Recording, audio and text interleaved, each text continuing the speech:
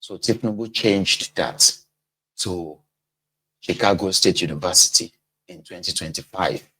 That's like a 20 years. I'm sorry, in 2023. That's like a 20 years after he said he went to University of Chicago, right? So now that he said he went to Chicago State Uni, Angono. So now that he claims that he went to Chicago State University, right? And also, by the way, it is also the same Tinubu who also told us that, oh, hang on, yeah, I went to Chicago State University. I want to finish that, right? I went to Chicago State University, but he's a male. He is not female. So also, it's the same Tinubu who said that he went to a secondary school, that he finished from a secondary school.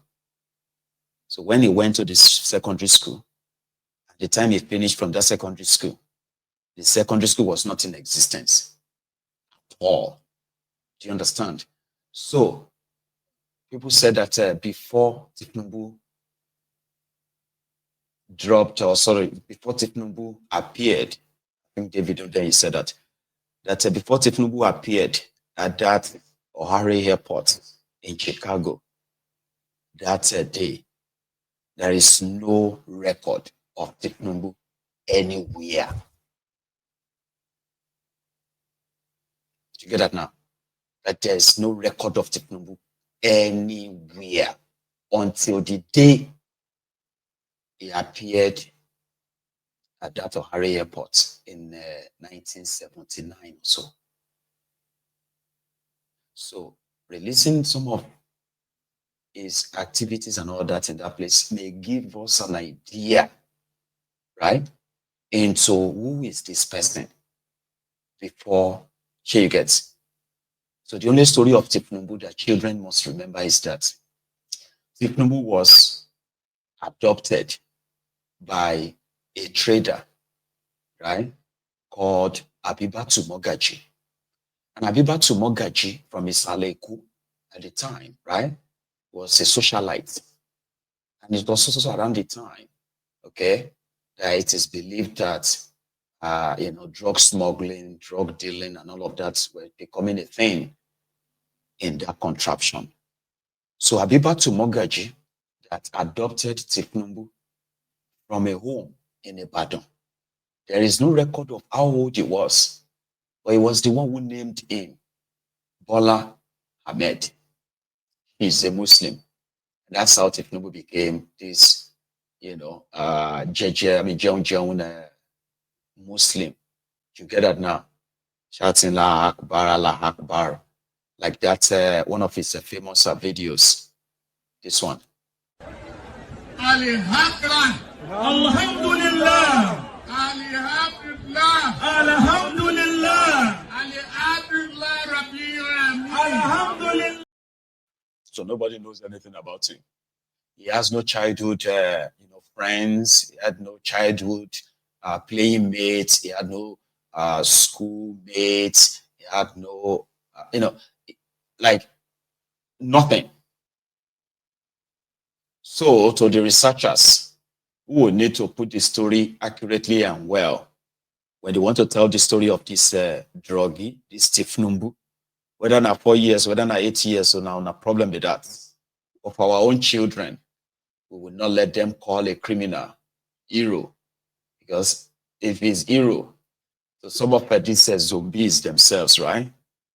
Honestly speaking, majority of them will likely not want. I mean, again, Nigeria is in a bad place, right?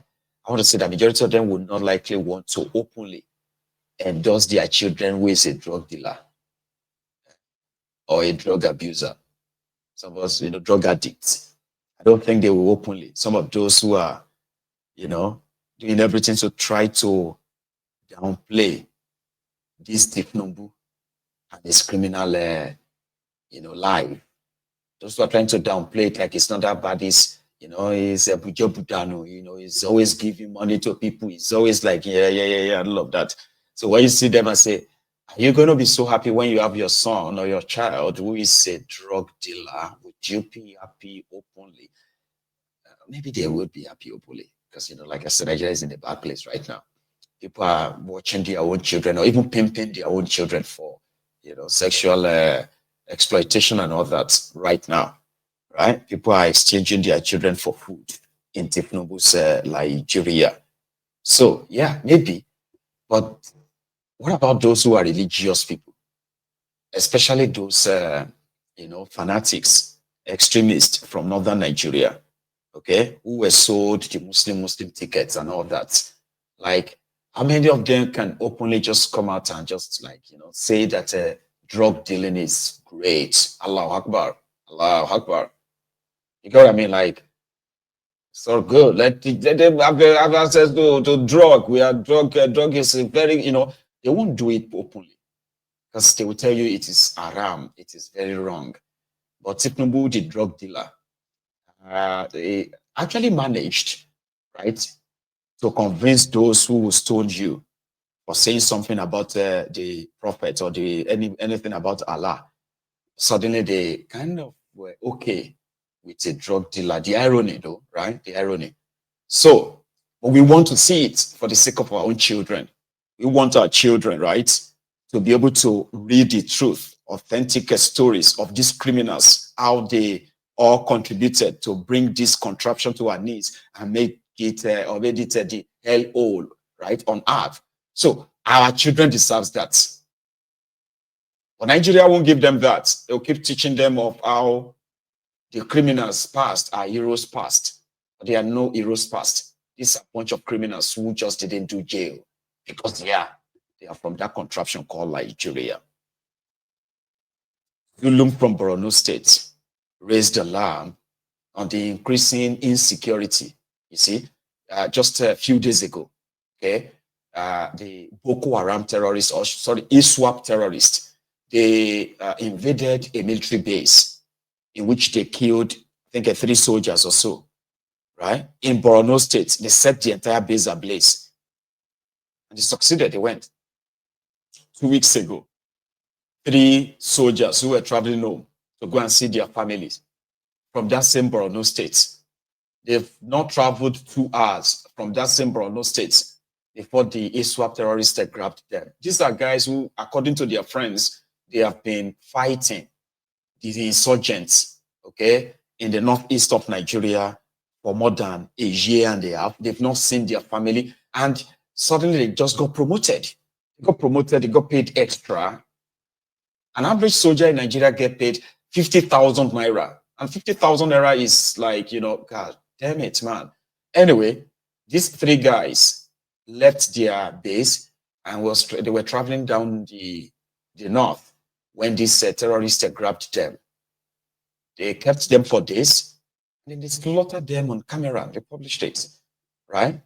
All of this in northern part of Nigeria, So when now comes to the civilian attack, in Benue State, 4 people were slaughtered just 2 days ago as well, right? And prior to that, in Bokos, they have a record that over 52 people have been killed so far in a fight it's not even a fight, it's an attack by the Fulani terrorists on the armless, hapless, the people of Bokos. It's called, when their media were reporting, they said it was farmers' other clashes. How can it be the farmers' other clashes and women and children? And then the farmers, they are the victims. They are the ones whose dead bodies are littering everywhere. I have an image on my phone. I can put it on the screen for you all to see. It is an image that is so sad, right? Because it tells the story, the gory story of the level of insecurity in Nigeria. Now, it is like it is coming back. Remember when people said, the time when people said, oh, the Fulani terrorists were doing all of this simply because it was a Fulani man in government. And they were referring to Bokwari at the time, right? Now, some said they will disappear the moment Bokwari is no longer there to protect them. Unfortunately, it seems like we're wrong. So those of you who actually thought that, you are wrong. Because right now, as it's escalating. I mean, come on, take a look at this picture. Viewers' discretion is advised, okay? It is graphic. Now, take a look at this quickly. Now, these are farmers on the farms, right? And slaughtered by the Fulani terrorists. They brought their cows closer to their bodies, right?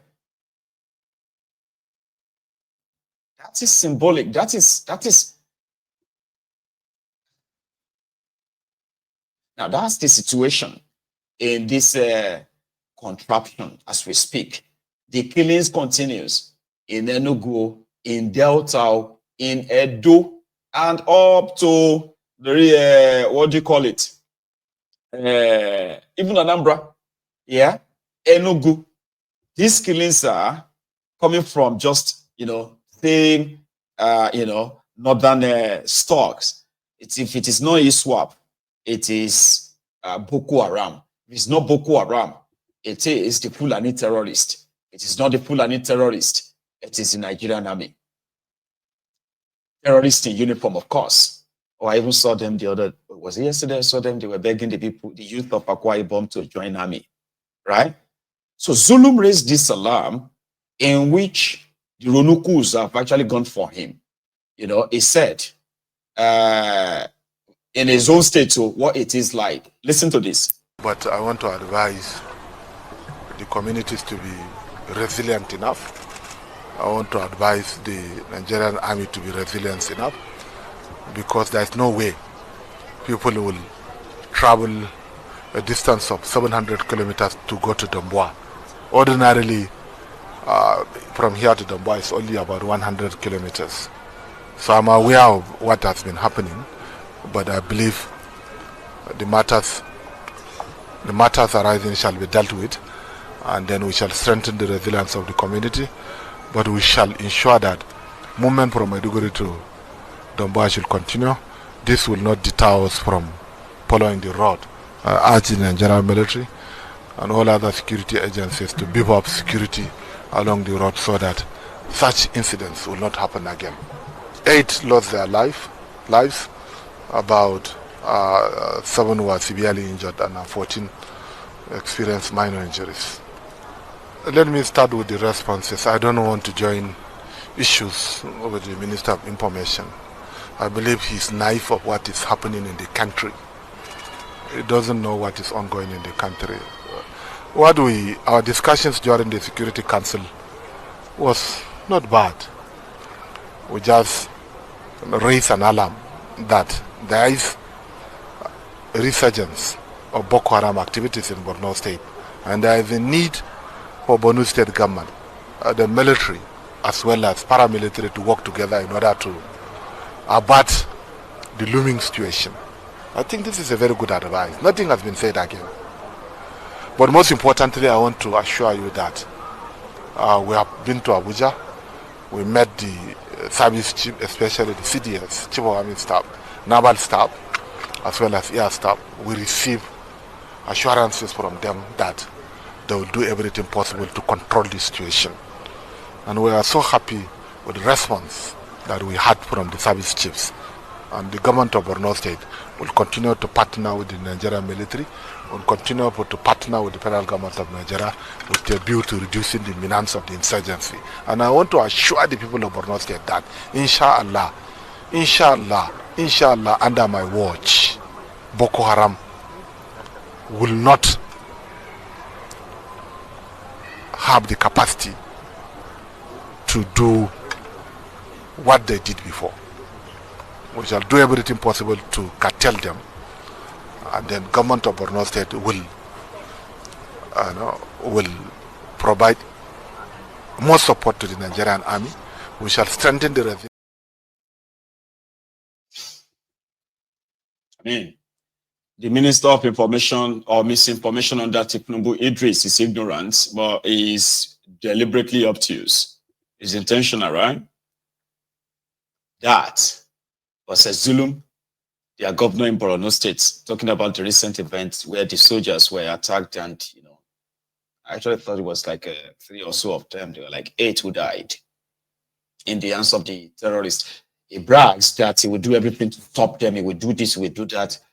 Well, that sounds assuring, but how and why is it not doing that right now? But if the effort, like he said, is to stop them from getting to the level where they got to back then, well, that is not, I mean, that doesn't really hold any substance, because in 2014, it was the Boko Haram terrorists that caused Egbere Jolantan a presidency, right? Today, you have all kinds of terrorists where they said they have freed over 200,000 repentant terrorists, and yet the insecurity never abates. Like, the insecurity keeps escalating. So it's I mean, confusing, right? That's the reason. That's the point. You're never to understand, because Nigeria's system is never to be understood by any logic. It defies all logic, right?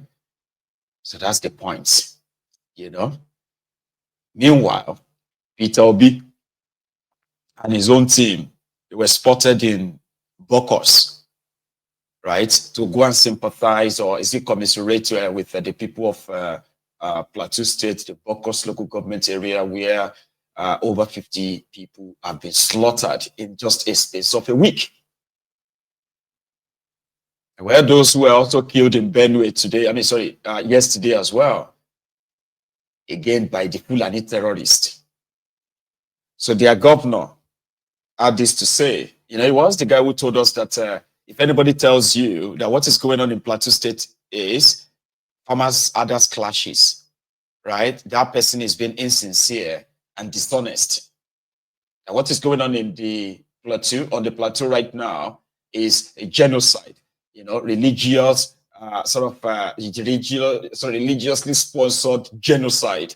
That's what he said. But this is what he told Obi when they met today. Shattering effort that it will be difficult to forget in a long while. What you showed was that the will of the people can actually, when properly harnessed, can translate into a movement that will push the frontiers of democracy. And I want to thank you for how you have always stood with the downtrodden. It has become the hallmark of your life. And you have identified with the downtrodden across the country. Indeed, church services are going on. But if we understand the scriptures, it's better to be discussing something that will help humanity than going to sit in church. That was the principle behind the story of the Good Samaritan. We have a situation on our hands that calls for compassion, calls for action. And we want to thank you sincerely, sir, for taking out your time and hitting the road this morning, spending over 3 hours to get in here to commiserate with us and to be able to also look for yourself, see for yourself the challenges that people have been forced into.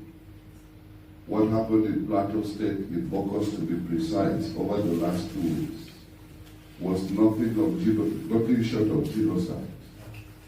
I have gone from political correctness to call a spade a spade. That what we are having is not a clash. It's a deliberate, orchestrated, planned attack to evacuate people from their homelands. And yesterday we visited one of the communities that was attacked 2 years ago. The people had to flee from their lands. Ironically, their houses have been taken over by the bandits. Not only taken over, but even some of the houses have been demolished and the blocks have been removed to rebuild for the bandits. We've been playing with this matter as a nation for over 2 decades. The time has come when there must be elite consensus that this has to stop. If we don't wake up to stop it now, we may wake up and find that we have no country to call our own. May God forbid that. So thank you, sir, for coming. We appreciate all that you have done. I didn't know that